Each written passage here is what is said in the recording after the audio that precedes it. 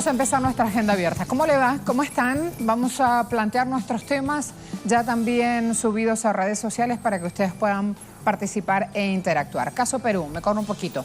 Eterna crisis del sector de salud mantiene en vilo a los habitantes del país, mientras en la escena política recrudecen los ataques fujimoristas contra la gestión del presidente Vizcarra. ¿Quién responde ante la crisis sanitaria? Preguntamos. Allí, a esta hora ya arriba en la cantidad, en el porcentaje de respuestas, la respuesta, nadie. Cuando vayamos a las corresponsalías de Telesur, ¿por qué puntos vamos a estar? China y Venezuela sostuvieron un encuentro en materia de estrategias de desarrollo comercial. La ministra de Comercio Exterior e Inversión Internacional está dando declaraciones diciendo que este país busca aumentar justamente cooperación con el gigante asiático, así que ya vamos a ir con Isaura Díez, que está en ese país y nos va a reportar qué resulta de este encuentro de ayer. ¿Cómo se defienden los precios acordados en la nación venezolana? Luis, en un ratito nada más nos lo cuenta. Y además, en Colombia hay organizaciones defensoras de derechos humanos denunciando el asesinato del líder Héctor Fabio Montoya y su esposa en el departamento del Caquetá. Tristemente, el número de líderes sociales asesinados asciende a 154 solo en este año 2018. Ya va entonces también Paola a sumarnos información. Y cuando hablemos de Colombia, vamos a reseñar que en la jornada de ayer el presidente de la Nación se reunió con los promotores de la consulta anticorrupción y con voceros de los partidos políticos. Preguntamos, ¿servirá el encuentro para acabar con ese viejo mal anclado en el país? ¿La corrupción es endémica? Sí. ¿Qué creen? ¿Que se va a poner punto final con el encuentro de ayer? ¿Que se va a trabajar para dejar atrás la corrupción? Allí distintas respuestas entonces. Vamos a empezar. Este lunes, la Defensoría del Pueblo de Perú advirtió sobre la gran cantidad de casos de influenza H1N1, más conocida como gripe aviar, en la región de Tacna. El organismo realizó una supervisión en 2 hospitales, donde advirtió cantidades insuficientes de medicamentos necesarios para garantizar una atención adecuada a los pacientes con esa enfermedad. Durante este 2018 se han reportado 4 personas fallecidas y 22 infectadas por este mal en el Hospital Hipólito Unanue, en el que se verificaron problemas de falta de insumos, mala higiene, medicinas vencidas y deficiente gestión de residuos. Recordemos que en julio pasado fallecieron 700 personas durante una ola de frío que tuvo 500.000 de afectados, situación que según expertos se repite año a año y las autoridades siguen sin tomar cartas en el asunto. Este jueves en Agenda Abierta hacemos foco en la situación sanitaria de Perú, con la presencia de influenza H1N1 que alerta a los especialistas. ¿Qué dice Perú 21? Ineficiencias del sector salud están afectando a millones de peruanos. La grave crisis que afecta al sector de la salud no es una novedad para los peruanos. Casi a diario se escuchan denuncias de hospitales desabastecidos de medicamentos y que no cuentan con servicios básicos de agua potable, además de la existencia de establecimientos hacinados que carecen de equipos para atender emergencias y con pacientes que duermen en sillas de ruedas y hasta en el piso. Una investigación de la asociación Contribuyentes por Respeto, que reúne y compara información del Ministerio de Salud, E-Salud, Organización Mundial de la Salud, la OMS, y la Organización para la Cooperación y el Desarrollo Económico, OCDE, revela también cómo la falta de inversión y la mala gestión de los recursos disponibles generan ineficiencia de los servicios y afectaciones a la salud y a la economía de millones de peruanos. Ya vamos a ir a ese informe y lo vamos a ver desgranado. Hemos querido empezar por ahí, que no es una información nueva, porque justamente lo nuevo hoy que escuchamos de Perú día a día son los hechos de corrupción y cómo luchan las autoridades y el pueblo para salir adelante. Pero de esto nadie habla. El Comercio dice, proyecto de presupuesto 2019 asciende a más de 168.000 millones de soles. Poder Ejecutivo remitía en la jornada de ayer este proyecto de ley de presupuesto para el año fiscal 2019. El presidente Martín Vizcarra, lo tienen allí en pantalla, adelantó que este presupuesto contiene cambios sustanciales. Y uno dice, al fin, qué bueno, pero si uno va a leer el detalle, este presupuesto para el año 2019 en salud aumenta solo el 13,7%, 11,1% aumenta el presupuesto de salud respectivamente al año anterior. De esta manera, la asignación a la función de salud si lo hablamos en función de PIB, va del 2,1 al 2,2%. Ahí empiezan entonces a aparecer los números detallados y la gravedad de la situación. No va a ser fácil. Los problemas que hay en Perú, dijimos, son de vieja data. También los temas políticos. Fíjense esto. La República dice, tacneños piden cierre del Congreso a Martín Vizcarra.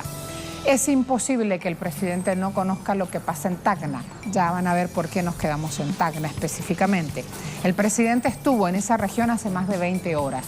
Los tacneños pidieron con carteles, allí los van a tener si quieren ir rodando, inclusive hay un videíto, con carteles en mano, los ciudadanos de Tacna pidieron el cierre del Congreso. En medio de la corrupción surge ahora que a casi medio año de salir PPK de la silla presidencial, Keiko Fujimori puso en marcha el domingo en la televisión el plan para sacar a Vizcarra del Palacio Presidencial con el argumento de que ha mentido. Y es así como los problemas de los ciudadanos y las posibles soluciones no llegan. En Twitter hay también muchísima repercusión sobre esto.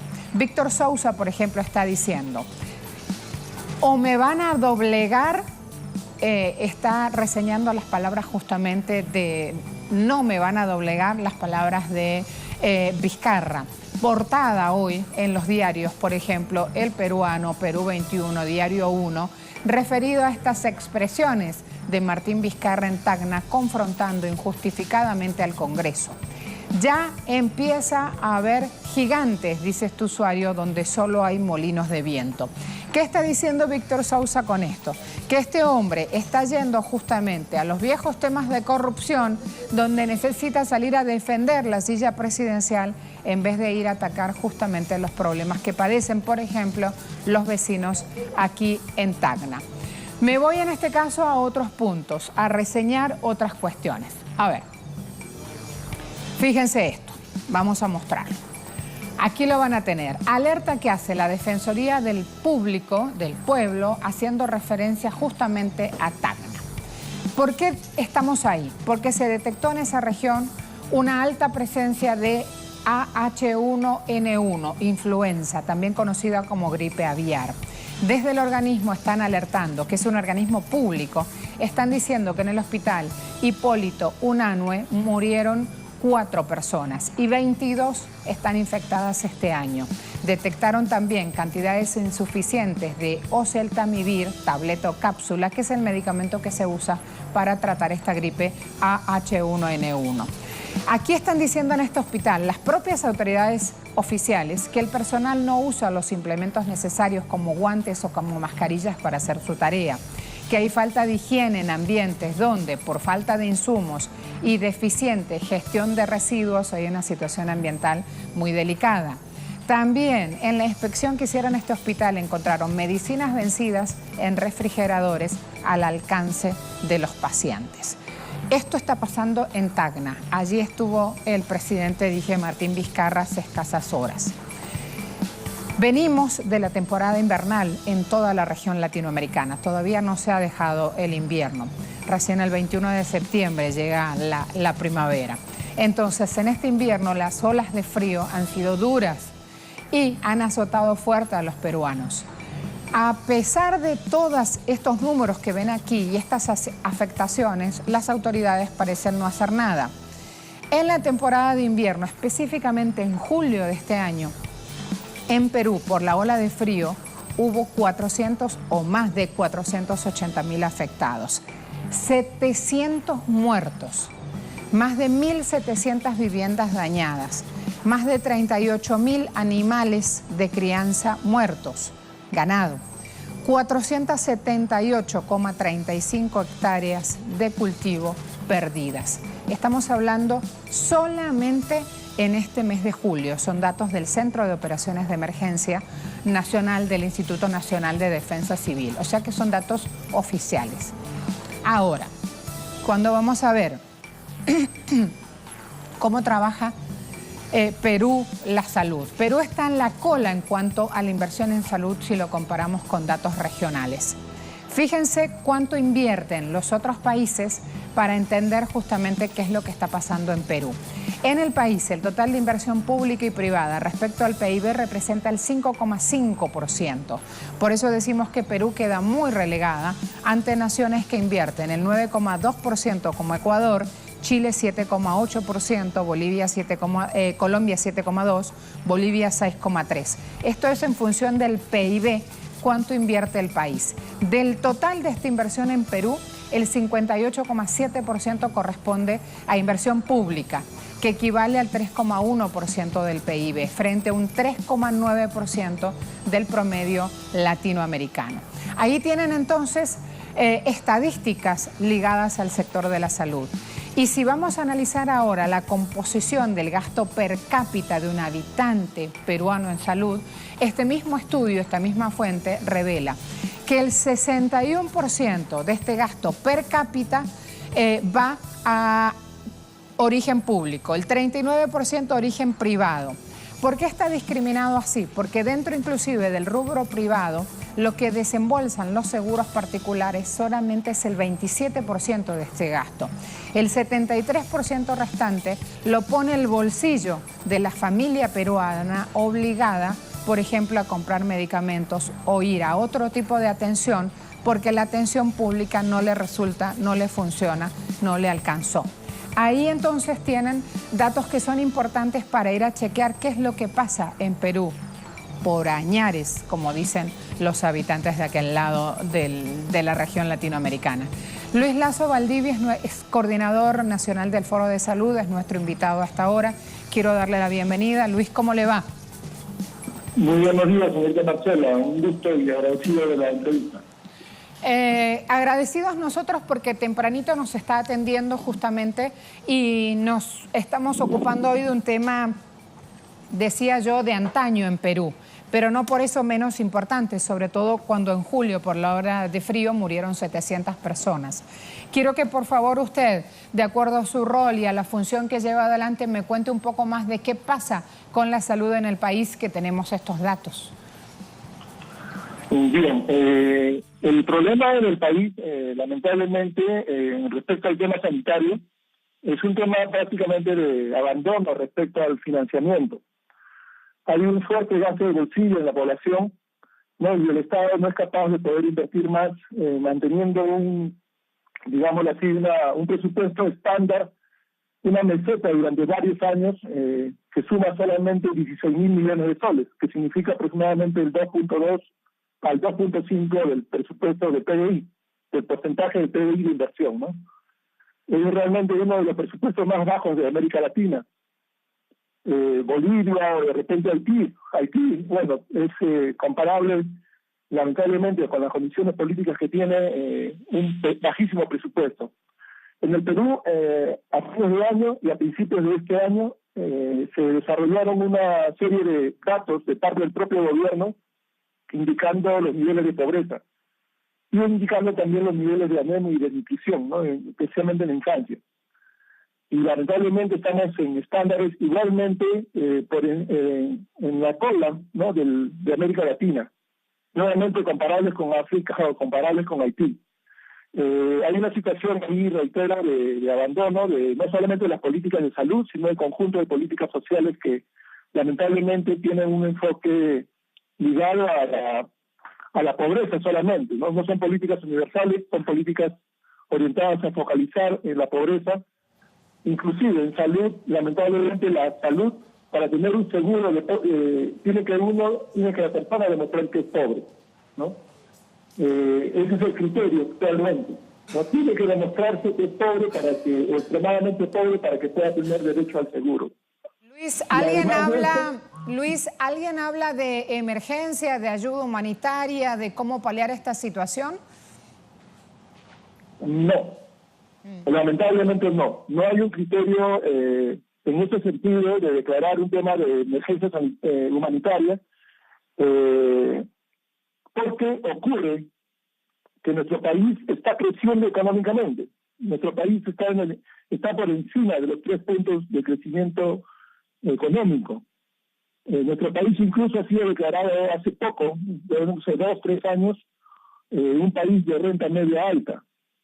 Lamentablemente el problema es un tema de distribución.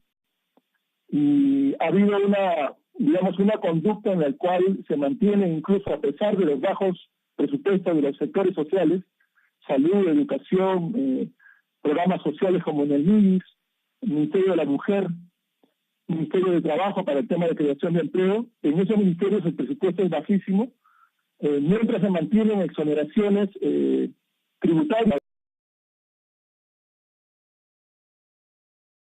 de exportación, a la minería, a la pesca,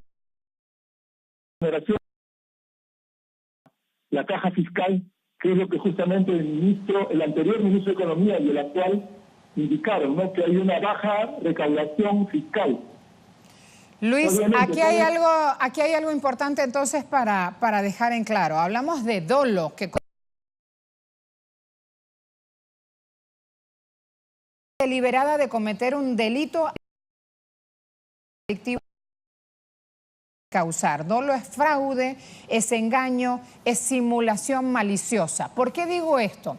Porque si Perú está al tope de los países de la región en cuanto a proyección de crecimiento económico y está a la cola de la inversión de salud y de la inversión de educación, por ejemplo, usted me dice que hay un panorama de desinversión general que pasa en todas las carteras ministeriales.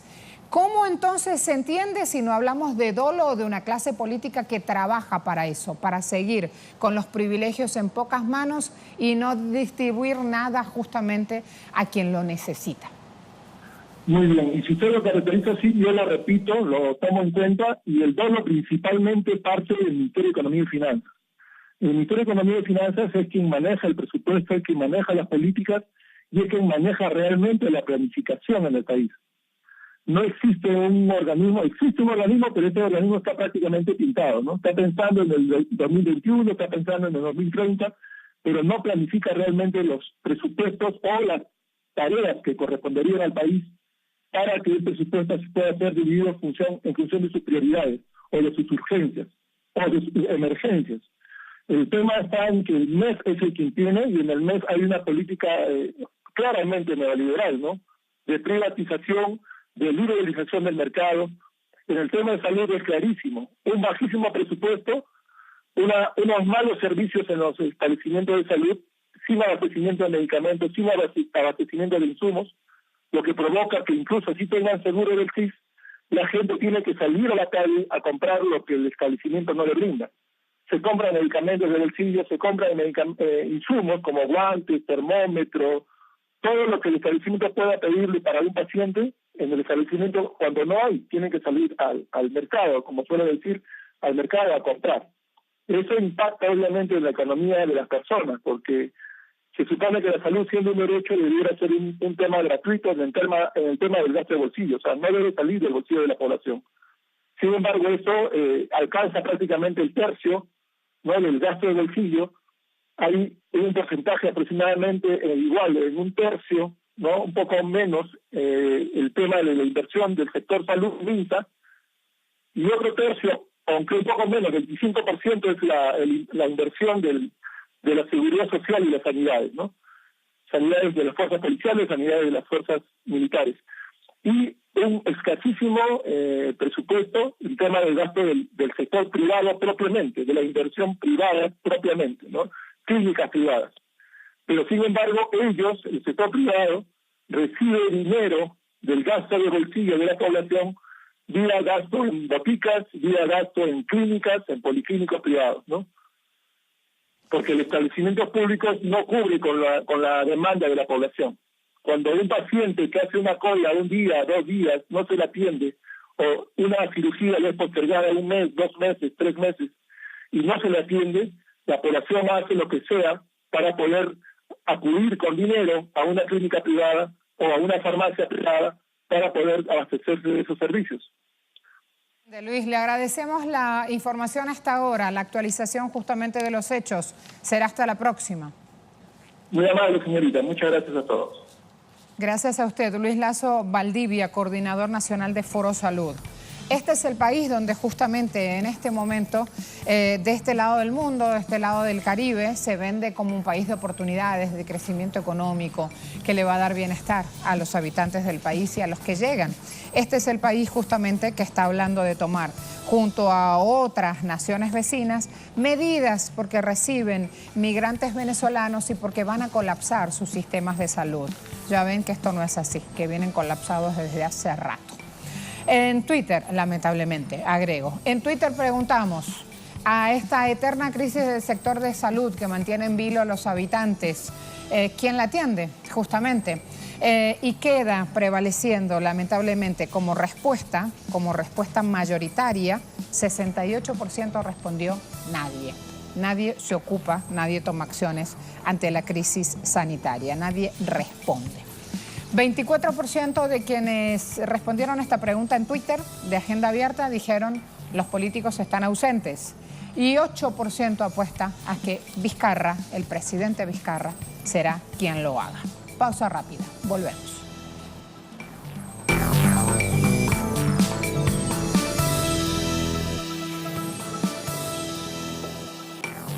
Un recorrido por las corresponsalías le proponemos hasta ahora. ¿Vamos? China y Venezuela. Jornada de ayer se reunían. El encuentro tenía como tema principal en agenda tratar estrategias de desarrollo comercial. Así que vamos con Isaura a la nación china a ver qué resultó de ese encuentro. Cuando quieras, compañero. Adelante. Sí, gracias, colega. Buen día para ti, buen día también para todas las personas que se informan con nosotros a esta hora a través de la señal de Telesur. En efecto, representantes de las cámaras de comercio de China se mostraron interesados por conocer las potencialidades de exportación de Venezuela, así también el plan de recuperación, crecimiento y prosperidad económica de ese país durante un encuentro acá en la capital del gigante asiático con la ministra de Comercio Exterior e Inversión Internacional, Yomana Kotej. Con anterioridad, la ministra había participado en la instalación de la Subcomisión Económica y Comercial China-Venezuela junto a altos representantes del Ministerio de Comercio de este país, de la Agencia Nacional de Desarrollo y Cooperación Internacional, así como de la Administración General de Aduanas. Recordemos que China está muy interesada en aumentar la cooperación pragmática con países latinoamericanos en el marco de la iniciativa Franja y Ruta, ya que el gigante asiático considera a América Latina como una extensión natural de esta iniciativa propuesta en el año 2013. Además, esta cooperación se hace aún más importante para China en un momento en el que el proteccionismo comercial gana relevancia a nivel internacional y mantiene fricciones en este sentido con Estados Unidos. De hecho, durante este encuentro, Venezuela y China reafirmaron su compromiso con el multilateralismo y la ministra Kotej abogó por una mayor complementariedad de las estrategias de desarrollo de los dos países. Algo que interesa a China, que ha firmado varios acuerdos de colaboración con el país bolivariano, sobre todo en el marco de anteriores comisiones mixtas de alto nivel.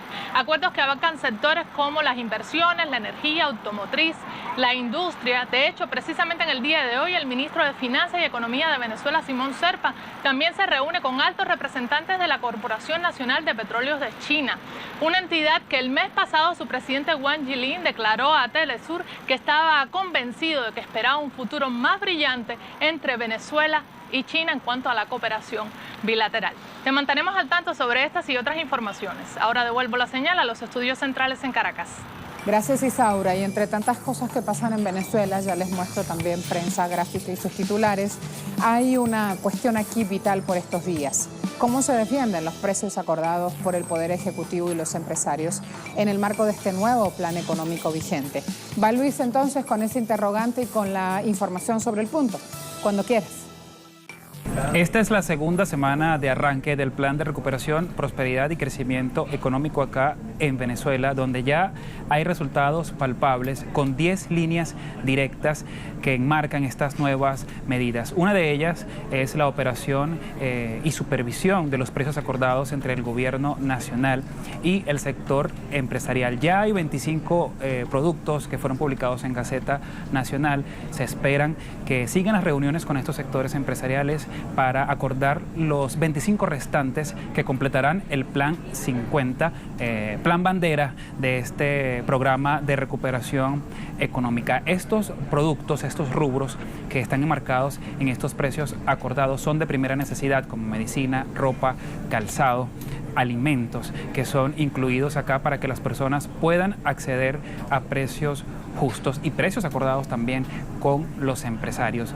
Mientras la Superintendencia de Precios Justos de Venezuela mantiene un despliegue diario nacional con más de 3.000 funcionarios que se encargan a través de las bases, con las bases políticas, el pueblo organizado de acá de Venezuela, en los distintos rincones del país, visitando los comercios que tengan a la venta esos productos patentados con esta Gaceta Oficial.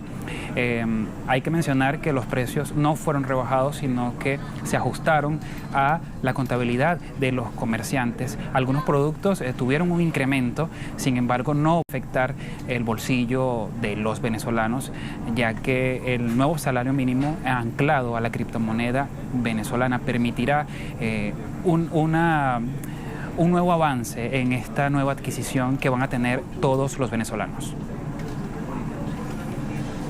Muchas gracias, Luis. Me voy a Colombia con un tema vital. Cuando regresemos también les dije que íbamos a ver prensa escrita. En Colombia, organizaciones defensoras de derechos humanos denunciaron el asesinato del líder Héctor Fabio Montoya y de su esposa. Ocurrió en el Caquetá. Paola, por favor, avancemos sobre esto. A 154 asciende el número de líderes sociales asesinados en Colombia. El último caso que se registró fue el de Héctor Fabio Montoya en el departamento del Caquetá, pero él no era oriundo de este departamento, había sido víctima del desplazamiento forzado, era un líder de Cartago en el Valle del Cauca y había tenido que huir junto a su esposa. Ambos recibieron disparos por parte de sicarios que interceptaron su vehículo. Ellos fueron trasladados hasta un hospital de la zona, pero los médicos no lograron salvarles la vida. Casos similares se presentan casi que a diario en Colombia. Más de 300 líderes han sido asesinados desde que se firmó el acuerdo de paz entre el gobierno nacional y las FARC. Pero a el llamado que han venido haciendo las organizaciones sociales y defensoras de derechos humanos se sumó también la Defensoría del Pueblo. Esto lo hizo en el marco de la Mesa Defensora por la Vida que se adelantaba en Apartado en el Chocó. Allí ellos lo que dijeron es que este es uno de los departamentos más afectados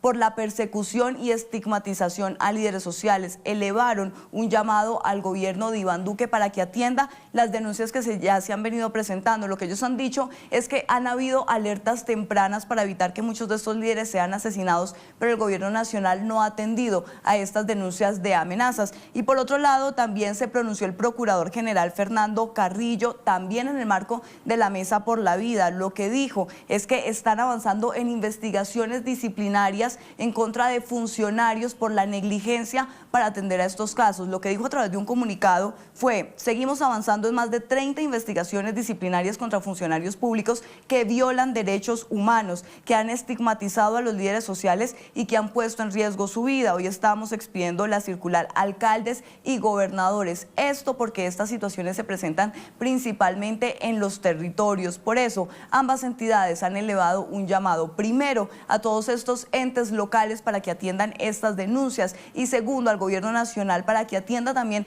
el llamado no solamente de los líderes que puntualmente han hecho estas denuncias, sino también de organizaciones sociales y defensoras de derechos humanos que desde hace un tiempo han venido denunciando que no son casos aislados, sino un asesinato sistemático de líderes sociales en Colombia.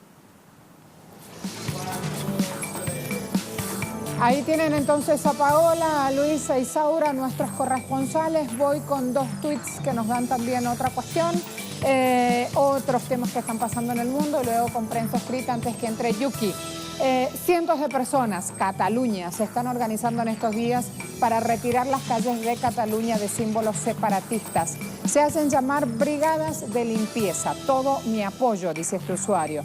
Por favor, pónganle sonido ambiente a este videíto. Lo poquito que se escuche nos sirve.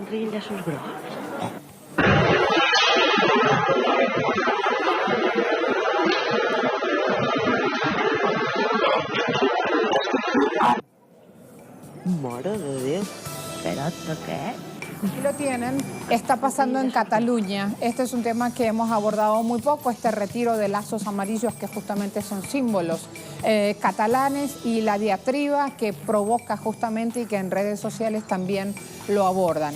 Antes de ir al siguiente tuit, Venezuela, vente mi colme. Pensionados cobraron sus churupos este sábado. es tan venezolano, es tan criollito de últimas noticias que lo vamos a traducir para que lo entiendan. Cobrarán sus churupos este sábado, ¿sí? Ahí va. Gesto universal. Quiere decir que van a cobrar normal sus haberes este sábado. Sí, ¿cobran un sábado? Sí.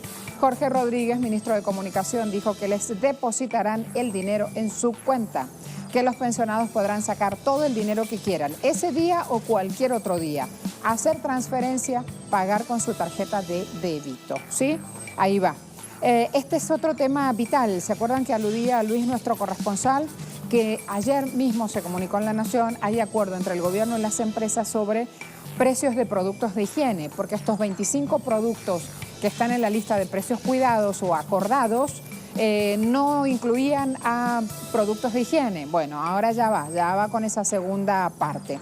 Luego, voy mi colme. Pensionados del IBSS seguirán cobrando por sus cuentas bancarias. Correo del Orinoco lo tiene como titular.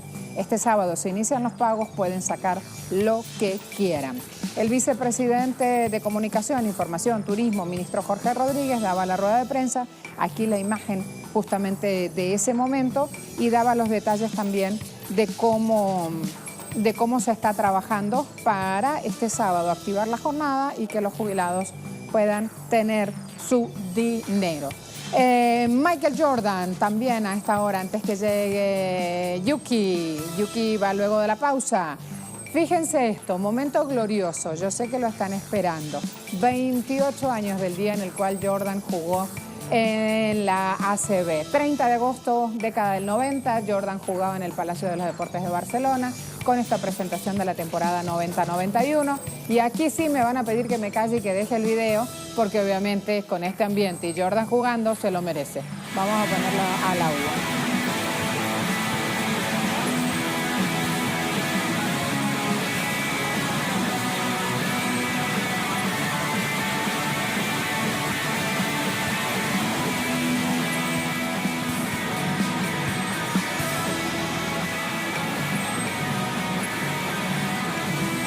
Sí, ya puedes hablar. Estoy concentrada, señores. Miren esas bandejas, miren esa subida, era el que esperaba. Impresionante. Alguien que le gusta el deporte lo vibra. No le gusta que le estén hablando y hablando. ¡Ahí vas! ¡Qué maravilla! Miren todos aquí pendientes. Yuki abre la boca y dice, oh, esas cosas hacía Jordan. Sí, señores. Por eso era justamente Michael Jordan. Pausa rápida, ya volvemos. Ya viene Yuki.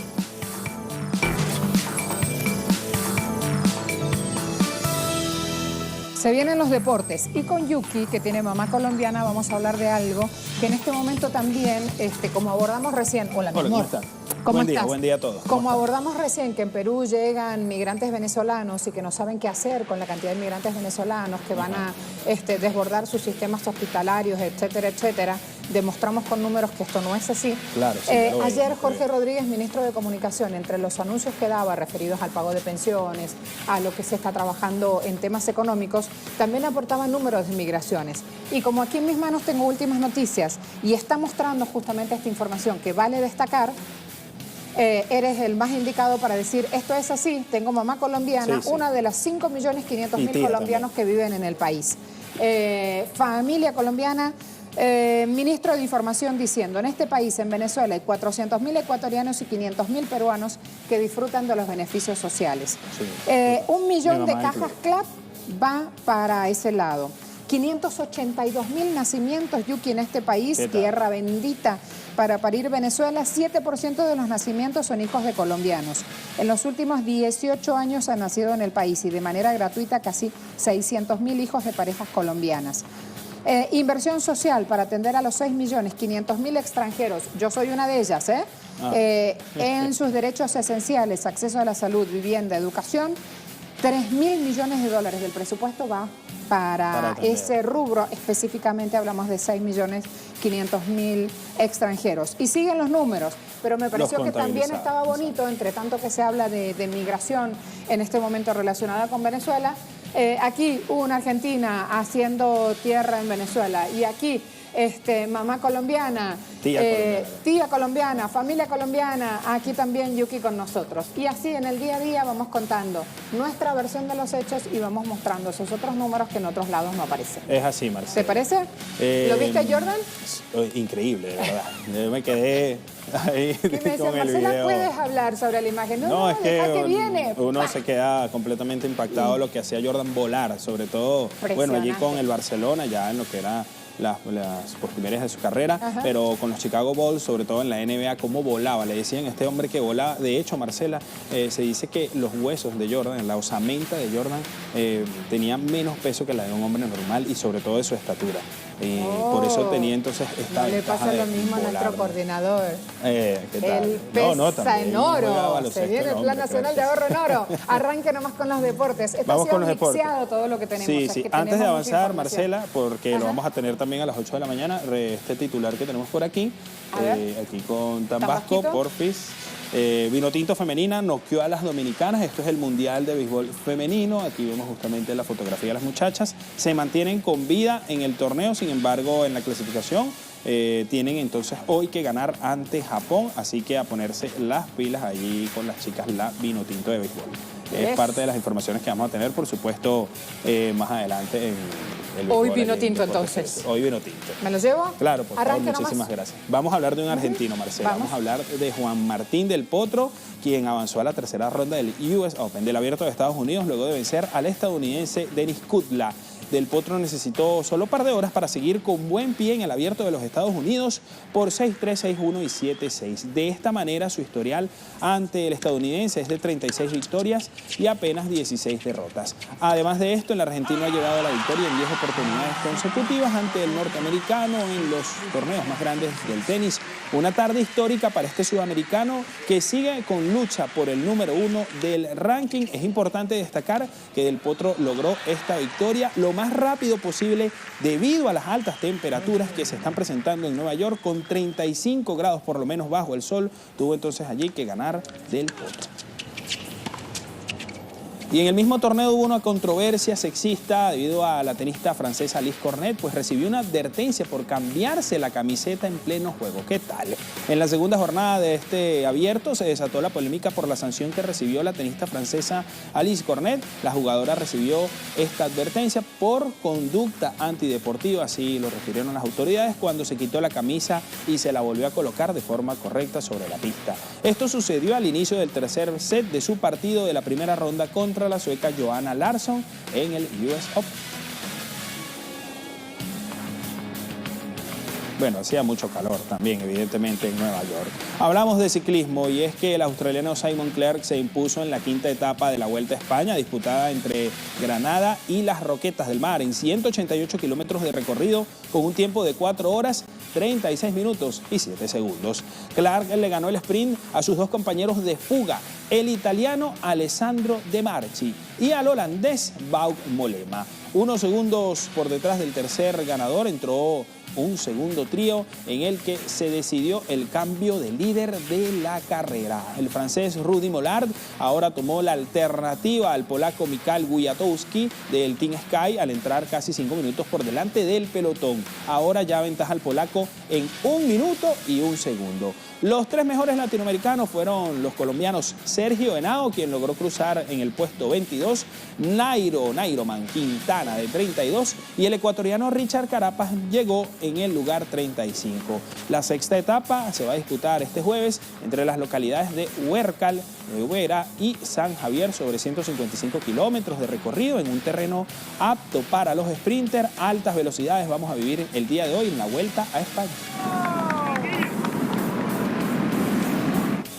Y este jueves comienza en el BN Arena de San José de Costa Rica el Abierto Global 1 de Taekwondo, evento que reunirá a los mejores en la especialidad en todo el mundo en ambas ramas. Esta disciplina de artes marciales es la más practicada en todo el mundo debido a que hay atletas registrados en más de 190 naciones, según el portal del World Taekwondo. En la edición, que será la número 11 en la historia, se espera la participación de más de 200 combatientes para la representación latinoamericana. Servirá para las clasificaciones a los Juegos Deportivos de Lima 2019 y acumulación de puntos de cara a los Juegos Olímpicos Tokio 2020. El evento se va a llevar a cabo durante 3 días en este país centroamericano.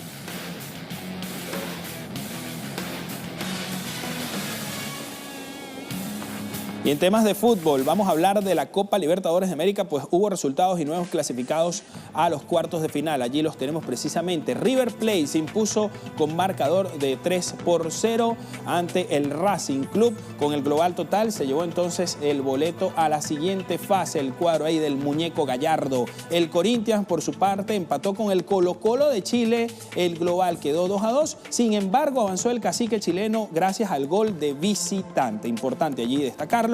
Y el Cruzeiro logró entonces, cayó en este caso ante el Flamengo. Sin embargo, se lleva la clasificación por el global del 2-1 en el partido de ida. También hay partidos del día de hoy. Este jueves Libertad enfrenta al Boca Juniors con el global en ventaja del Xeneize, mientras que el Palmeiras de Brasil también enfrenta ahora al Cerro Porteño con el global en su mano, con la ventaja. Tendremos también detalles de esto en Deportes. Bien, con esto completamos el repaso deportivo por el momento en esta agenda abierta. Marcela, por supuesto, más detalles nos vamos a tener completamente en vivo en Deportes Telesur a las 8 de la mañana. Ya me espera nuestro próximo invitado. Pausa muy rápida y volvemos. Gracias, Yuki. Gracias, Marcela. Nos vemos, más 8 de la mañana. Seguro. El presidente de la República, Iván Duque, y delegados de todos los partidos políticos, incluidos los promotores de la consulta anticorrupción, se reunieron este miércoles para discutir sobre los resultados de los comicios del pasado domingo. Tras el encuentro, el mandatario colombiano anunció que incluirán 4 proyectos de ley de la consulta anticorrupción, iniciativas que tendrán mensaje de urgencia. Con los proyectos en el Congreso, los partidos que aprobaron y promovieron el mecanismo de participación que no logró el umbral en las urnas el pasado 26 de agosto se comprometieron a aprobarlos. Hoy en Agenda Abierta analizaremos los posibles escenarios para el pueblo colombiano tras este encuentro. ¿Se logrará acabar con el alto índice de corrupción política que impera en este país? Rapidito, veamos qué dice RCN. Duque se reunió con los promotores de la consulta anticorrupción y voceros de partidos. En la Casa de Nariño se adelantó la reunión para fijar las reformas que serán tramitadas en el Congreso. Siguiente portal, El Tiempo. Londoño en cumbre entre Duque y promotores de consulta anticorrupción. El líder del partido FARC, Rodrigo Londoño, llegó a la cumbre junto al congresista de esa colectividad, Carlos Lozada. Londoño destacó su presencia en este encuentro de manera textual como parte de la bancada de la Esperanza Nos Hacemos Presentes en la reunión convocada por el presidente Iván Duque para analizar propuestas contra la corrupción y abordar diversos temas de interés nacional. Siguiente portada. Uno más, Caracol, el libro de la indignación, la biografía de la corrupción en Colombia. La lucha contra la corrupción se convirtió en herramienta de reproche social, de cohesión ciudadana y hasta de campaña política en las fiscalías, el catálogo de esta administración, incluso cuando el principal responsable de investigarlo resultó capturado. Es precisamente uno de los capítulos, la corrupción en la justicia, que la Fiscalía incluyó en lo que se conocerá como libro de la indignación, un compendio de casos que promete ser la radiografía de ese cáncer en el país. Más de 2.000 funcionarios públicos capturados, billones en recursos embolatados motivaron la publicación de un libro que no puede ser motivo de orgullo, pero sí de reflexión social e institucional. Sumo. ¿Qué decía el presidente Duque al terminar el encuentro de ayer con los distintos actores políticos? Dejaba muy claro, tuvimos una reunión muy positiva donde participaron todos los partidos representados en el Congreso a través de sus voceros. Quiero felicitar además sobre todo a los colombianos que se expresaron en urnas y que le han dicho con claridad a Colombia y al mundo: no queremos más corrupción. Otras voces también. A propósito de este encuentro, voz del senador y ex candidato presidencial Gustavo Petro. En Twitter decía: esta carta fue entregada por mí al presidente de la República. Además de solicitar el respeto a la consulta y sus puntos para que se tramite como leyes, solicité discutir estos puntos que van a desbaratar los engranajes del poder corrupto. Primer punto, eliminar las acusaciones. Punto 2, formar una gran fiscalía anticorrupción. 3, transformar la autoridad electoral. 4, respetar la Convención Americana. 5, los recursos del Estado. 6, pasar de una economía de rentas y dineros fáciles a una economía basada en la producción. ¿En qué consistía esta consulta anticorrupción? cuáles eran los 7 puntos justamente que se promovían. Aquí lo van a tener. El primero aludía a bajar, a reducir salarios de los congresistas y de los altos funcionarios. El segundo punto: cárcel para funcionarios corruptos y prohibición para el ejercicio de cargos públicos. Punto número 3, vamos rapidito que me espera el invitado. Rendición de cuentas de gestión obligatoria para los congresistas. Número 4, ahí lo vamos a tener, contratación transparente obligatoria. ¿Cómo? ¿Eso no existe? Se pregunta uno directamente. Punto número 5, incluido en esta consulta anticorrupción, que podemos decir que triunfó en Colombia. Participación ciudadana en discusión y en la aprobación de los presupuestos. El número 6, otro punto muy importante, declaración jurada de bienes obligatoria para funcionarios en cargos de elección. Y el punto 7, lo vamos a tener allí. Por último, límite de 3 periodos de permanencia en cargos de elección. Me espera ya Javier Calderón. Bienvenido. ¿Cómo le va, Javier? Marcela, buenos días. ¿Cómo estás? Muy bien. Magíster en Sociología, doctorado también en Ciencias Sociales de la Universidad de Buenos Aires, de la UBA. Hace parte, Javier, del Grupo de Pensamiento Crítico Colombiano del Instituto de Estudios de América Latina y el Caribe. Javier, triunfó finalmente esta iniciativa ciudadana que empieza, parece, a mover engranajes anticorrupción. Bueno, sí, realmente los 11.6 millones de votantes lograron mover la política colombiana hacia una discusión postergada, aunque creo yo que la consulta es eso, un espacio simbólico que inicia el debate sobre la corrupción, pero que no resuelve de fondo la problemática. Yo creo que el presidente Duque ha utilizado la derrota del umbral de la consulta anticorrupción para tomar iniciativa política. En estos últimos 20 días, sus primeros 20 días de mandato, se le vio bastante tímido, sin iniciativa política, y me parece que está utilizando esta consulta para retomar, digamos, el control sobre la agenda política nacional. Pero yo dudo, soy un poco escéptico respecto de los efectos que esto pueda tener en el Congreso. Ya conocemos que el Congreso de la República pues tiene en su seno, tiene en sus bancadas a personajes que están involucrados con la corrupción y que seguramente van a tratar de ponerle palos en la rueda a estas iniciativas. También es la expresión de un país que piensa que con leyes se resuelve un tema cultural como es el de el dinero fácil y el de la corrupción. Los partidos políticos tradicionales, las castas políticas tradicionales, viven de los recursos del Estado y hacen pues sus campañas políticas ofreciendo cargos públicos, reciben recursos de las empresas privadas para financiar sus campañas a cambio de ofrecer posteriores contratos con el Estado. Es decir, ahí a mí me parece que sí es un buen comienzo, es un mandato ciudadano bastante fuerte, pero me parece que no va a depender solo de lo que ocurre en el Congreso de la República, sino en la capacidad de esos 11,6 millones de colombianos y colombianas para movilizarse, para vigilar y exigir que se implementen esas leyes y que se impida, digamos, que continúen estos escándalos o estas situaciones de corrupción. Vamos a tardar unos años, la corrupción es bastante profunda, endémica, y está muy ligada a la dinámica política del Estado.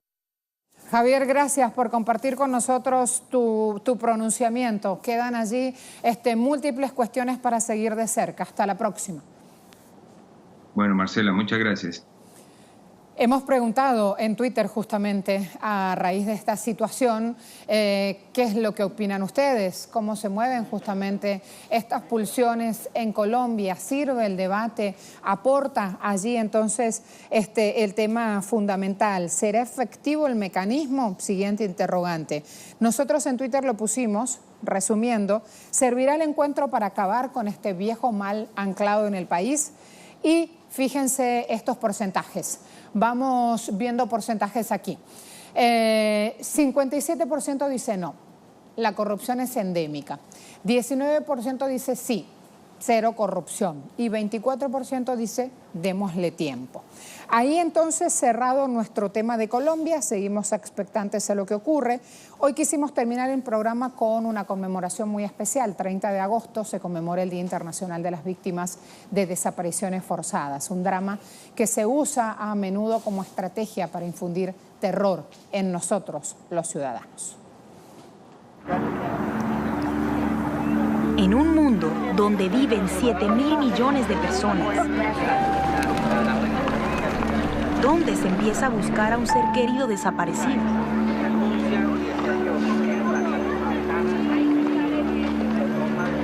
Cientos de miles de personas han desaparecido durante conflictos o periodos de represión en al menos 85 países alrededor del mundo.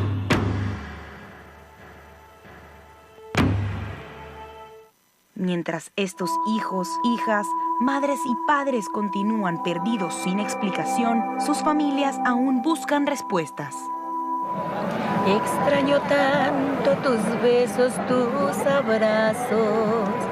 Vivirás hoy para siempre. Las estrellas iluminaron tu camino. Hijo mío, por siempre te amaré.